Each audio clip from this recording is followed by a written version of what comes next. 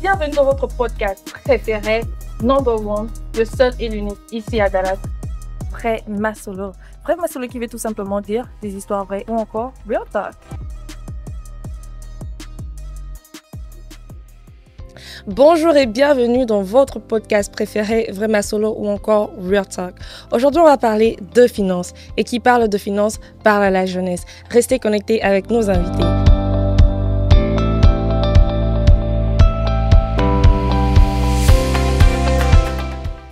Hello, hello, bonjour par ici. Bonjour ma belle. Bienvenue, de retour. Comment tu vas, Sarah? Je vais bien et toi? Oui, ça va. En tout cas, je suis contente de te revoir encore, malgré que tu nous avais fouillé pendant un moment, mais là, tu es de retour. Moi aussi, pareil, je suis très contente de te retrouver encore sur le même plateau. Si, j'allais oublier, on a un invité. Bonsoir, Papa Daniel. Bonsoir, Papa Daniel. Bonsoir, vous m'avez déjà présenté. Yeah. Mais là, c'est juste le nom. Ok. Non, c'était pour vous taquiner. Donc, moi, c'est M. Daniel Bikwaka. Et je suis père de 3 enfants, marié à Hélène, qui est mon épouse. Et je suis pédagogue de formation, voilà. Laisse-moi vous dire que j'ai apprécié les cadres. Merci beaucoup. Et quand j'ai reçu l'invitation par le canal de ma sœur ici, je me suis posé la question, pourquoi seulement moi? Wow. Et vous savez, quand on vous sollicite à une chose, surtout à une émission comme celle-ci, j'étais d'abord attiré par la curiosité et j'avoue que c'est une première. Alors je me suis dit, pourquoi seulement moi? Et d'emblée, la pensée d'un philosophe français est venue, Gabriel Marcel, qui a dit: l'homme se découvre par la médiation des autres. C'est-à-dire, pour mieux parfois se connaître, il faut écouter ce que les autres disent de vous. Je me suis dit, peut-être j'ai quelque chose à transmettre à la jeunesse d'aujourd'hui.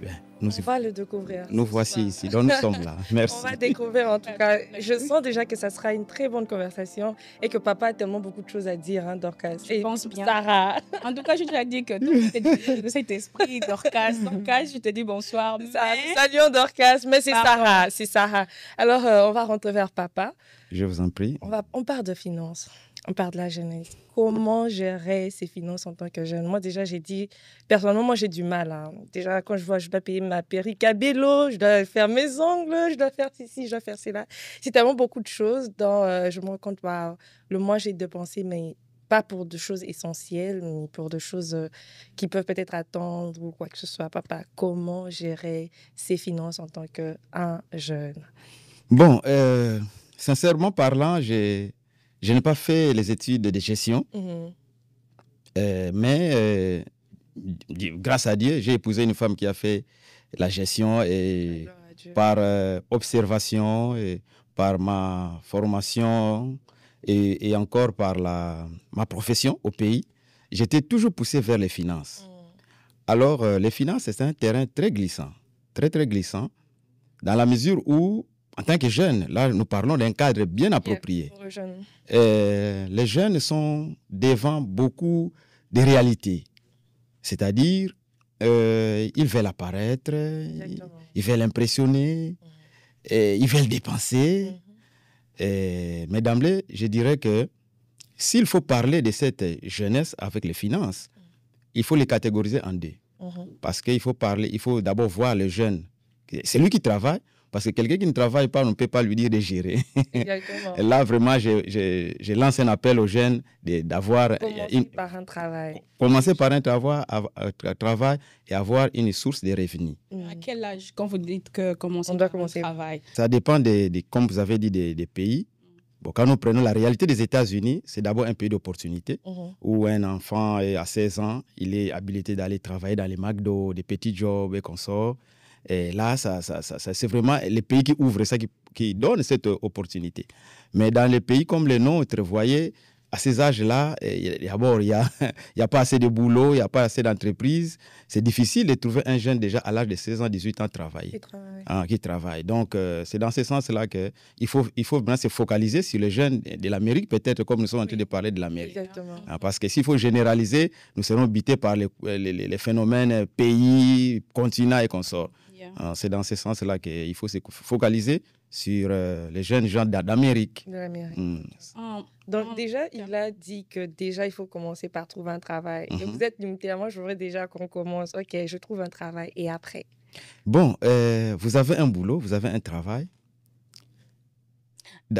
Yeah, ok. Pardon de te couper la parole, mais il y a juste une question avant même que vous répondiez à ça. Pensez-vous même avant de trouver un travail en tant que jeune, surtout parce qu'on s'adresse de la jeunesse ici, de l'Amérique, est-ce que vous pensez pour qu'un jeune puisse savoir même comment gérer son argent, même avant de commencer les boulots, il doit être déjà à partir de la famille, on doit déjà l'éduquer sur ça. Parce que yes, il doit chercher un travail, mais comment il s'y prend?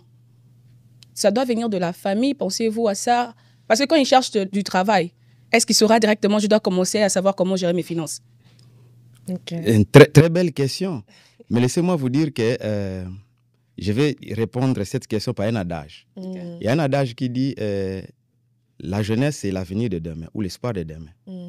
Moi, là, je lance un appel aux jeunes. Oui, ce qui viendra des parents, des amis, des connaissances, nous allons le dire par la suite. C'est bien bon. Mais les jeunes doivent d'abord se déterminer lui-même. Il doit d'abord s'assumer. Comprenez?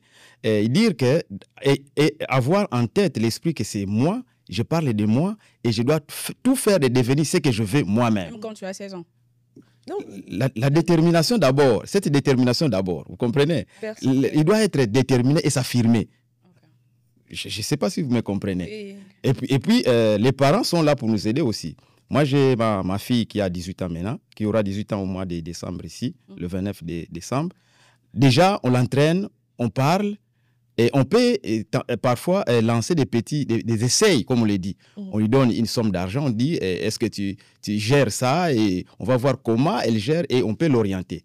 Ce n'est pas aussi exclu que les parents puissent orienter l'enfant. Mais le jeune en lui-même, d'abord, il doit intérioriser ça. Il doit intérioriser et dire que je suis l'avenir de demain. Donc, c'est sur qui on compte dans l'avenir.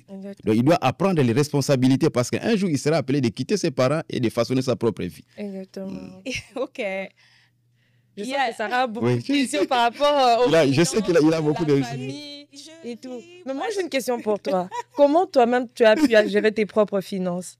C'est par rapport à ce que vous avez répondu. Par rapport à la famille, si tu as pris à la famille ou bien tu t'es réveillée puis, OK, je suis déterminée maintenant à devenir responsable, à me dire qu'un jour, je vais quitter chez mes parents, à me dire qu'un jour, je vais aller aussi, voilà, j'ai besoin de ça, ça, ça. Et c'est ce qui t'a remis sur le chemin à apprendre à gérer tes finances ou bien... C'est vraiment le parent qui te suivait à la lèpre. Il faut comme ça, il faut créer un compte saving. Moi, personnellement, mes parents ne m'ont pas dit, Priscilla, crée un compte saving. Hein. C'est moi-même. c'est moi-même. Un jour, j'étais genre, OK, je dois avoir un checking. Je dois avoir aussi un saving, un compte d'épargne qui m'aide à épargner certaines choses et tout. Mais je t'écoute. Hein, Donc, ma question, c'est quoi à la fin? Ta question, je veux savoir, est-ce que tu as appris à épargner de l'argent? C'est tes parents qui t'ont appris ça ou bien tu l'as appris seul, en fait, par rapport à ce que tu suis sur le réseau et tout? C'est pourquoi je dis que ce soir, on est là pour apprendre. Moi-même, là, je continue d'abord à comment to struggle. Comment pour mes finances, comment gérer mes propres finances. C'est pourquoi j'ai dit que apprendre de dehors ou bien en tant que jeune, que je vais quitter mes parents, ça doit déjà venir de la maison, comment ton parent ou ta mère ou ton père te met ça dans tes pensées, en fait. Parce que si tu es un enfant, I am spoiled. Donc, c'est quoi le mot en français? Qu'on me gâte déjà. Et on ne me montre même pas comment est-ce que je dois prendre soin. Si on te donne l'argent, tu dois garder. À chaque moment, nous, les parents, nous ne serons pas toujours là. Mais quand mes parents déjà me gâtent, je n'aurai pas cette pensée-là. Yes, ils peuvent m'enseigner. On m'a enseigné, tu vois, quand tu as l'argent, mais on ne m'a pas fait asseoir, en fait. Tu vois, tu dois savoir garder l'argent, tu ne seras pas toujours avec nous. Et il y a des fois là où il y a le lacking. C'est pourquoi je dis comme moi-même, je continue à apprendre. Et j'ai trop de lacking dessus. Même si mon père ou bien ma mère, des fois, nous dit, vous devez vraiment savoir comment gérer votre argent. Mais j'ai toujours de lacking parce qu'en fait, ils ne t'ont pas suivi. C'est comme une éducation, en fait. C'est ce que je dirais. C'est pourquoi quand vous dites que... tu ne seras pas avec tes parents, yes, mais ils doivent au moins marteler dessus. C'est bien. Donc, moi, pour te répondre à ta question, j'ai encore de l'acquis. Ok. Même si je sais que je ne serai pas toujours là avec mes parents. Like, tu es une femme, la société, un jour tu vas te marier. C'est pourquoi je continue à apprendre et je continue à défaire d'autres comportements que j'avais, surtout par rapport à mes finances. C'est ce que je vais répondre. C'est pourquoi ce soir, je suis là pour apprendre. Ok, ça c'est intéressant. Vous avez dit que l'enfant doit déjà intérioriser ça. Il intériorise ça par rapport à ce que le parent vraiment martèle. Parce qu'à l'école, on n'apprend pas ça. Même s'il a son argent, on se découvre. On veut de mèche, on veut bien, surtout pour nous les filles, bien apparaître. Je ne sais pas si toutes les filles sont comme ça. Moi, j'aime être propre. En tout cas... Mais pour dire par rapport à ça, bon, la technologie aussi a avancé de nos jours que même si les parents n'ont pas vraiment fait asseoir l'enfant pour aller A, B, C, D, côté finances, il y a le média, mais c'est pas tous les enfants qui sont intéressés sur ça. La technologie. Vraiment? C'est pas tous les enfants parce que la plupart des enfants sont sur les réseaux sociaux, ils veulent toujours n'importe quoi. Exactement. Sur les réseaux sociaux, il faut lire. Il y a d'autres enfants qui n'aiment pas lire. Mais au moins, quand même, il y a une information qu'on peut avoir, tu vois, où le parent a échoué. Je me dis, moi, je prends le côté positif de réseaux sociaux qui peut aussi aider l'enfant à s'éduquer par rapport aux finances. C'est vrai. Mais si l'enfant en question veut ça, parce qu'on est de jeunes, on est paresseux de fois. Alors, il suit l'influence. Je te comprends. Je sens vraiment comment l'engouement est. Tu fais vraiment bien. Bon, je vais axer ces histoires en 4 petits points. Peut-être ça va vous donner des pistes, des solutions et beaucoup d'inquiétudes vont se volatiliser. Comme je dis, je suis là pour apprendre. En fait, gérer en tant que jeune, d'abord, je vais donner ça. Je vais partir de mon expérience personnelle. Okay. Je ne sais pas si ça peut aider. Voyez, avant de gérer, il faut au préalable mettre des garde-fous. C'est-à-dire des garde-fous. Premier garde-fou, moi je dirais, pour bien gérer, premier garde-fou, il faut assainir votre environnement. Okay. Qu'est-ce que j'appelle l'assainissement de l'environnement? C'est-à-dire, il faut sélectionner les amis avec qui tu collabores pour être moins dépensant. C'est-à-dire, qu'est-ce que je veux dire par là? Il faut sélectionner les amis. Parce que quand il y a un ami pour nous les garçons, il y a un ami qui fume, il y a un ami malafoutier, ça c'est un vocabulaire des amis à l'écrivain malafoutier, il était trop accroché à nous. C'est quelqu'un qui boit beaucoup. Et oui, quand vous avez des amis comme ça, parce qu'il y a un principe pédagogique qui dit l'influence du milieu sur le comportement de l'enfant. Donc, même pas à 100%, mais à un pourcentage plus élevé, vous serez toujours attiré par ce que les amis font. Alors, à ce moment-là, si tu es un jeune, tu travailles, tu as quelque chose, il y a même des jeunes, excusez-moi de le dire, j'étais au pays en 2023, de l'année passée, quoi. J'étais au pays et il y a des jeunes qui travaillent, des jeunes gens qui travaillent, mais ils se cotisent pour des futilités. Ils se cotisent l'argent, nous allons aller boire, boulevard Kimbuta. Et puis quand ils vont boire, ils vont vraiment remplir la table avec des bouteilles. Ça, c'est ce que moi j'appelle jeter de l'argent par la fenêtre. C'est-à-dire, ce sont des dépenses inutiles qui ne profitent à rien.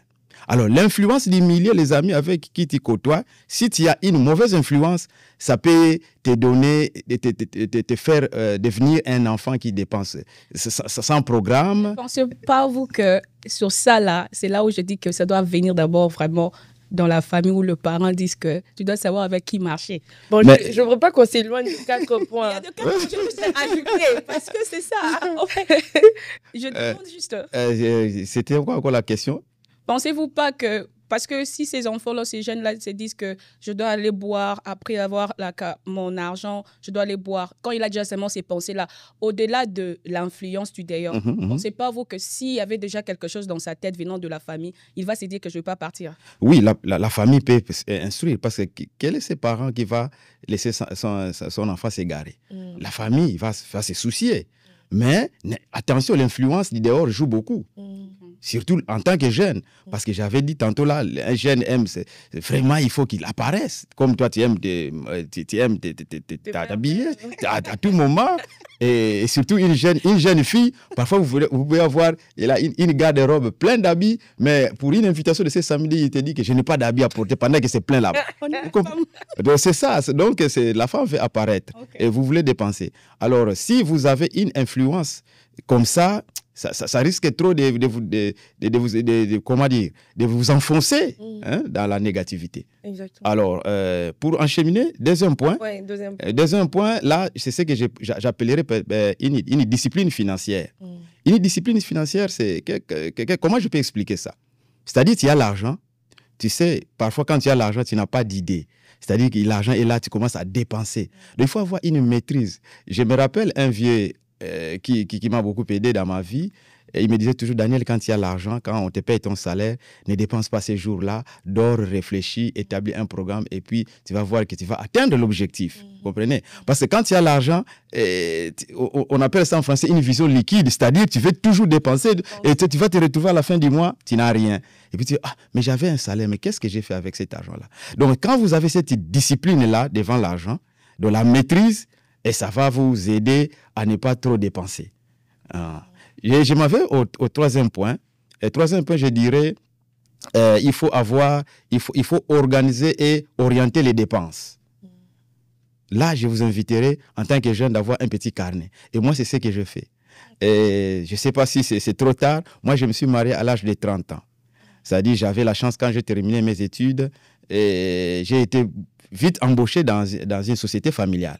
Alors, qu'est-ce que je faisais? J'avais un petit carnet. Je me suis dit, par rapport à ce que je touche mensuellement, je sais, j'ai autant, je dois acheter les chaises. Je me rappelle même, mon cousin s'est moqué de moi. Ah, toi, vraiment, tu veux te marier, donc à ton âge, il faut faire la vie, vraiment. Comment tu dépenses ton vie? Non, non, non, moi je l'avais dit, si je vais faire la vie, je vais faire la vie dans les mariages, pas en dehors des mariages. Exactement. Donc, c'était ça. Un petit carnet, ça va vous aider. Et il faut avoir ce qu'on appelle une vision proleptique, c'est-à-dire il faut voir l'avenir, loin. Établir un petit programme, un projet à moyen, court et long, à moyen et court terme. À tel moment, je dois me marier en tant qu'homme, et à tel moment, je dois faire ça. Si tu as un projet, il faut tout programmer. Mais là, quand vous dites ça, vous vous adressez à ceux-là qui ont déjà l'âge de la maturité, qui pensent déjà à leur avenir, ou bien juste généralement même à ceux-là qui... Bon, je sais, là, nous allons en bloc. Okay. Nous allons en bloc. Je pense que s'il faudra spécifier, là, il faut diminuer parfois la matière à ceux qui sont encore moins âgés et consorts. Je crois que ça part pour tout le monde. Parce que déjà, quand vous parlez de la première exemple dont vous avez donné par rapport à l'environnement, ça touche tout le monde. Oui, et la deuxième aussi, ça touche tout le monde. Ça peut être... Tu peux te préparer pour un mariage, tout comme te préparer pour un projet en tant qu'un jeune de 25 ans. Exactement. Ou un jeune de 20 ans aussi. Oui. Même à 20 ans, tu peux te marier. Et pourquoi donc, pas? Ça touche en fait... Ça touche tout le monde. Ça touche tout le monde. Est-ce que vous pouvez donner l'âge spécifique? Pas l'âge spécifique, à quel âge ça peut commencer jusqu'à où?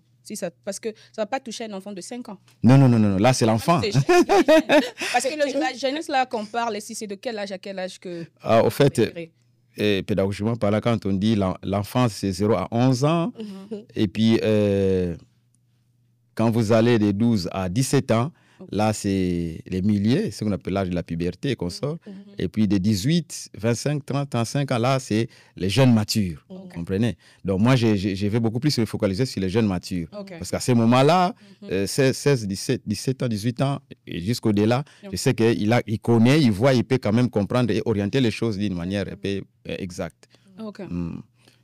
Et enfin, j'allais dire là, c'est ce que vous appelez les savings. C'est-à-dire, il faut avoir l'esprit d'économie.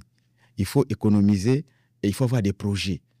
Donc, quelqu'un qui a un salaire, il doit établir un saving. J'ai été à une banque ici, America Airlines Credit Union. Il y a un ami, non, j'ai un enfant là. Il a maintenant 17, 18 ans. Par rapport à son petit job, j'ai ouvert un compte, Dream Account. C'est-à-dire, c'est pour 5 ans. Donc, c'est un compte bloqué.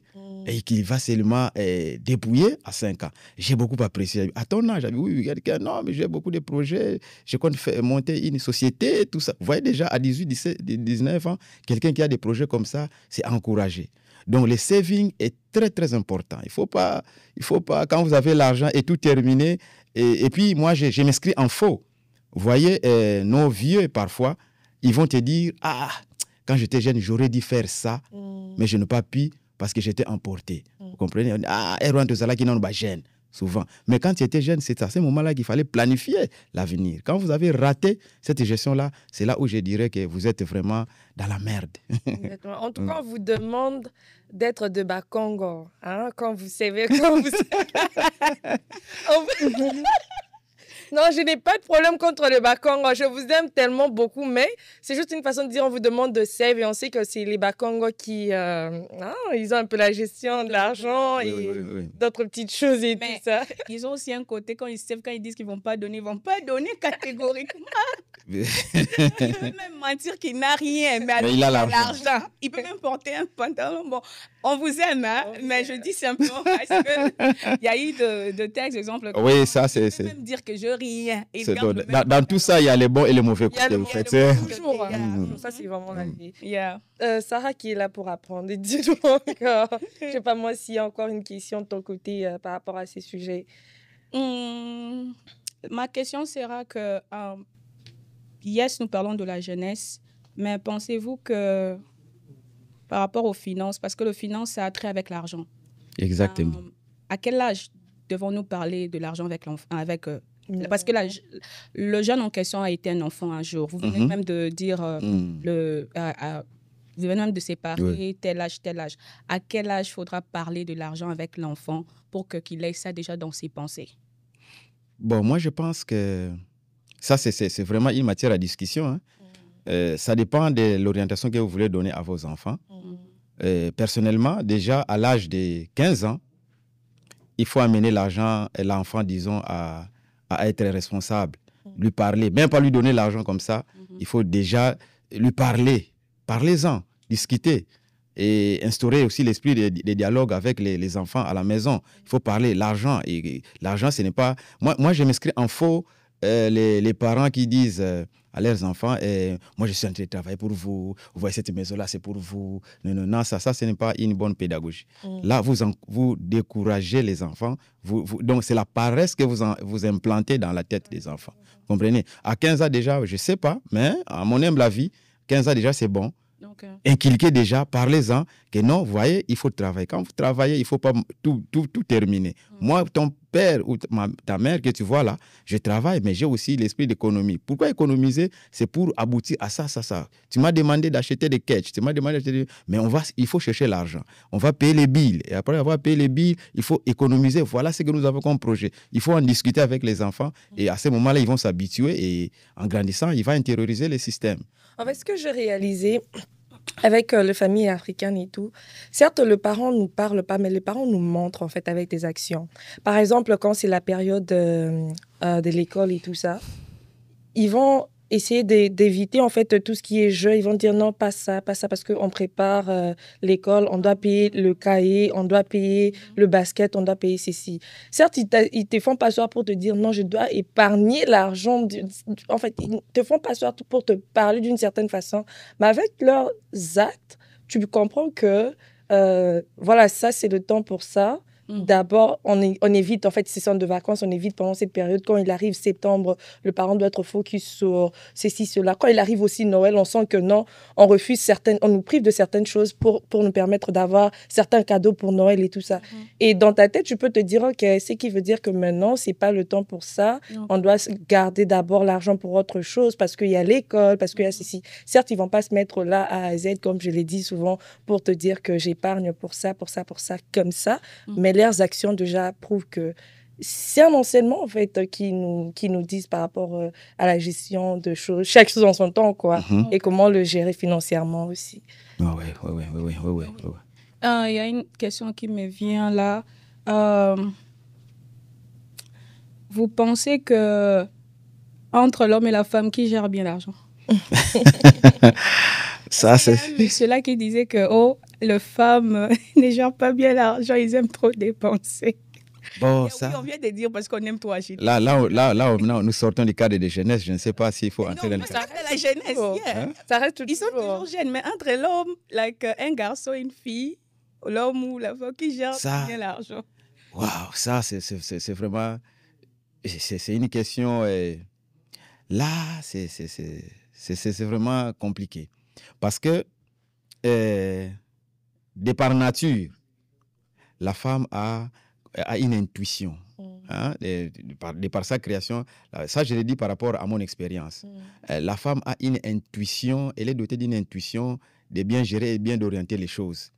Parce qu'elle est appelée à être mère et à gérer tout un foyer. Vous comprenez? Il y a des hommes aussi qui sont dotés quand même de bien gérer.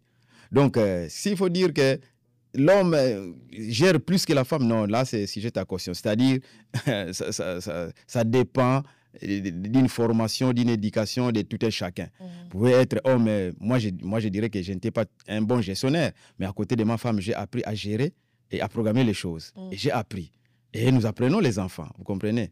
Bon, ma femme, elle était bien outillée à ça, parce que depuis sa maison, elle était tout jeune encore, elle avait la responsabilité de la maison, elle a grandi avec ça et ça l'aide maintenant comme elle est une femme mère. Donc, c'est pour vous dire que ça dépend des circonstances dans lesquelles la personne a grandi, ça joue beaucoup.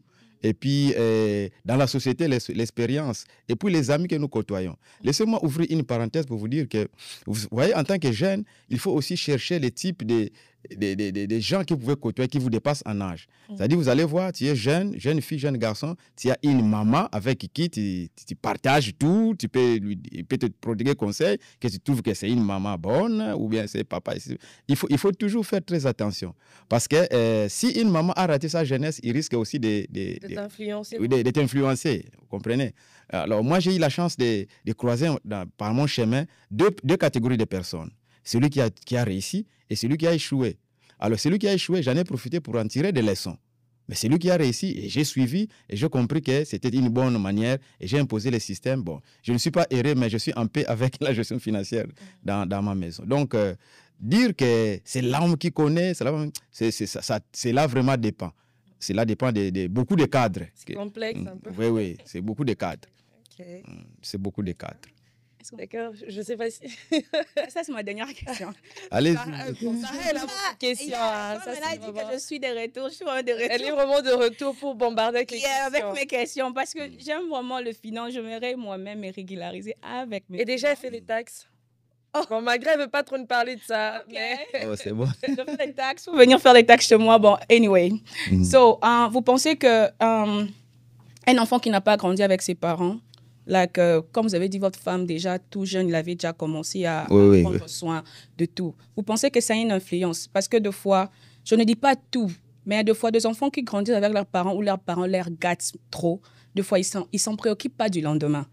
Et je ne sais pas, on a vu ça même, je ne vais pas citer les noms ici, pendant le moment de l'ancien président dans notre pays. Il y avait beaucoup d'enfants de cadres. Aujourd'hui, ils ne se retrouvent plus. Vous pensez que quand un enfant ne grandit pas avec son parent, bien il est même orphelin, un enfant de la rue, ou bien qui se cherche de lui-même, il sait plus gérer l'argent, plus les enfants qui ont des parents qui les regardent. Vous pensez c'est ça? Je ne généralise pas, parce que parfois les statistiques montrent, c'est là qui commencent tout jeunes, vraiment, qui n'ont même pas personne à qui regarder. Des fois, ils sont plus courageux. Donc, ils ont qu'eux-mêmes, ils savent se battre. Ils veulent se façonner. Yeah, Comme l'exemple de votre femme, comme vous l'avez dit. Oui. Yeah. Vous pensez c'est... Bon, je pense, en passant, j'avais dit ça ici, que quand vous gâtez les enfants, vous leur donnez, vous les affaiblissez, au fait. Vous comprenez? Vous les affaiblissez. Et souvent, dans la réalité des choses, les enfants qui ont grandi dans la souffrance, ce sont ces enfants-là qui réussissent, s'il faut, entre guillemets, qui se cherchent à faire du mieux, parce que la combo. Hein? Des enfants comme ça sont des enfants, je dirais, si pas destin ou quoi, je ne sais pas. Alors, d'une manière générale, ces enfants-là qu'on gâte, ils savent que mon père a l'argent, tout ce que j'aurai, et vous allez voir par la suite que si papa ou maman n'a plus d'argent, ces enfants croupissent dans la misère parce qu'ils ne savaient pas comment prendre les choses en charge. Là, maintenant, la faute reviendra aux parents. Moi, personnellement, c'est ce que je vais dire maintenant. Les parents doivent être conséquents.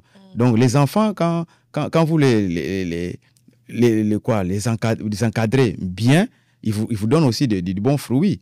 Et je m'inscris en faux, comme j'avais dit là, que quand vous gâtez les enfants, vous dites que moi, j'ai fait ça pour vous, j'ai fait ça. Non, non, non. Il faut dire aux enfants que moi, j'ai fait ça pour moi. Vous aussi, à votre tour, faites de votre mieux pour devenir comme moi. Il faut les apprendre. Et plus, même. Oui, oui, oui. Moi, je n'ai pas étudié. Mon tuteur était à Kinshasa, mais il ne m'a pas laissé étudier à Kinshasa. Il m'a envoyé au fin fond, à 150 km de Kinshasa, dans les internats. Donc, vous voyez, cette vie-là, moi, je dirais qu'il était en train de me faire souffrir, de m'éloigner de la maison. Mais ça m'a donné une confiance en soi. Je me suis dit, non, non, non, non, je vais me façonner. Cela dépend. En tout cas, il ne faut pas encourager les enfants dans cette voie-là. Les parents doivent faire très attention parce que après eux, ce sont des enfants qui seront hiés, ridiculisés. Et nous l'avons vu, comme vous avez dit, l'ancien président de notre pays. Aujourd'hui, vous allez voir que des gens qui avaient des millions, mais ils sont où? Moi, je connais même un qui était son chauffeur. Et tout jeune encore, à l'âge de 23 ans, il était dans le sillage du chauffeur et on les payait en carton. Donc, pas les sommes d'argent comme ça, 10 000, mais carton, kilo. Il avait l'argent. Mais si je te dis que ce monsieur-là n'avait même pas acheté une maison, il commence à regretter jusqu'à présent. Et tel a fait ça, tel a fait tout. Et pourtant, ils étaient des pauvres, mais comment il a fait? Mais il avait l'opportunité parce que les parents lui avaient dit non, c'est fais ta vie, aller dans des boîtes, dilapider l'argent comme ça. Et ça, c'est pratiquement dangereux. Donc, la charge revient aux parents, principalement. Donc, les enfants, il faut les orienter. Il ne faut pas trop les gâter en leur disant toujours que non, c'est votre argent. Moi, quand je vais mourir, c'est à vous. Non, vous les affaiblissez. Mais au fait, il faut les apprécier sur une autre façon.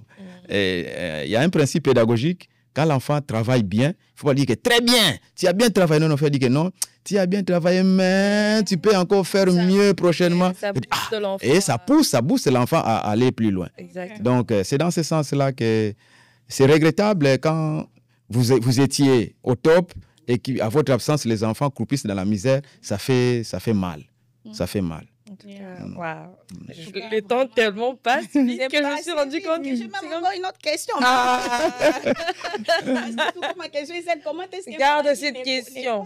Comment il va dire garde cette question. On va revenir. Mais vous savez, on apprend aussi par la curiosité intellectuelle. Ouais. Tu peux avoir...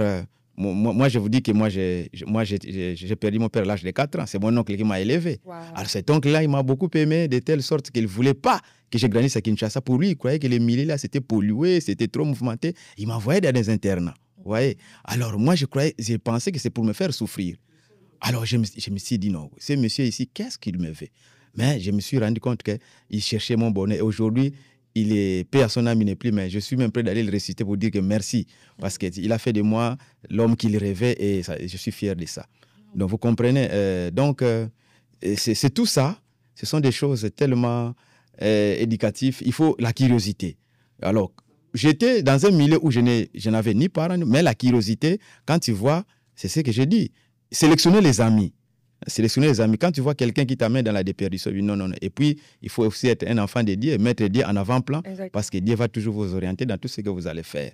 Donc, on apprend partout. Il y a l'éducation diffuse, tout ça. Sélectionnez ce qui est bien et vraiment, quand vous mettez ça en pratique, ça risque de tailler votre chemin. Moi, il y a eu des moments où j'ai rentré en famille, en vacances, j'ai posé des actes, j'ai dit, mais non, ça, c'est extraordinaire. C'est parce que j'ai observé, je me suis dit, je vais me démarquer et me confirmer par rapport à mon éducation, à mon futur. Oui. En tout cas, moi, je vais aller regarder encore cet épisode, apprendre et continuer encore d'apprendre jour après jour et tout. Il y a vraiment tellement eu de bonnes choses qui sont sorties par ici. En tout cas, merci beaucoup, Papa Daniel. C'est moi qui vous remercie de l'honneur dont j'ai été l'objet ce soir. Un grand plaisir. Moi, personnellement, je ne connais pas Papa Daniel. C'est ma toute première fois, mais vraiment, j'ai été vraiment bénie. Ça, c'est beaucoup plus une bénédiction, en tout cas, de vous avoir. Nous rendons grâce à Dieu, comme nous le disons. Moi, c'est moi qui vous remercie de tout cœur parce que l'honneur de ce soir, c'est trop. Merci beaucoup. Quand j'ai reçu l'invitation, j'étais... Vous voyez, chacun a ce qu'on appelle une peur spontanée. Hein. Moi, à la télé, parce que c'est une première fois. Donc, vous m'avez fait honneur. Je vous remercie infiniment aussi. Et qu'il y ait du bonheur à cette chaîne. Et vraiment, ne baissez pas les bras et continuez à maximiser des émissions comme ça pour éduquer la jeunesse. Amen. Je pense que nous en avons besoin.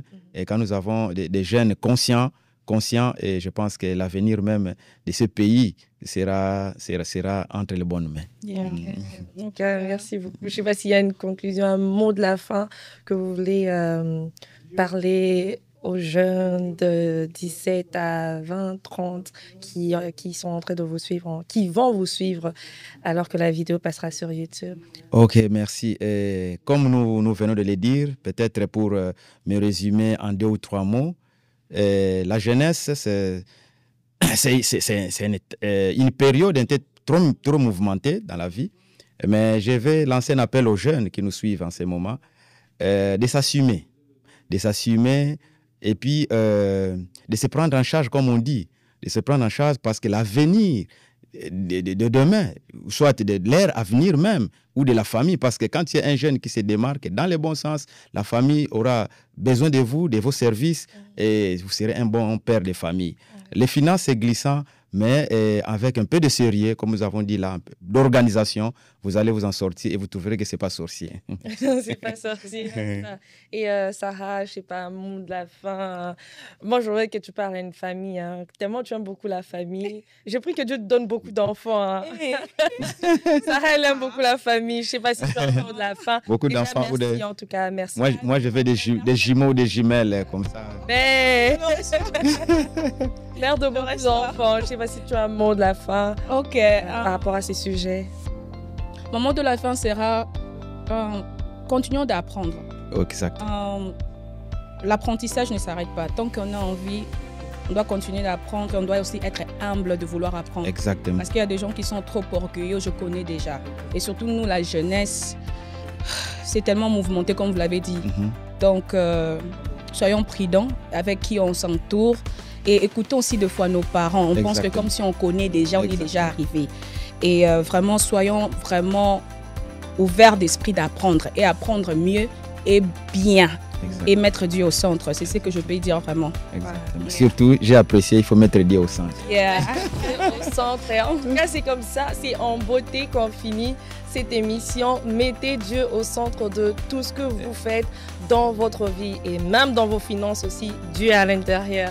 En tout cas, merci beaucoup de nous avoir regardés. Nous vous demandons de vous abonner dans notre chaîne YouTube, de cliquer sur la cloche de notification de sorte de ne rien rater. Bye bye.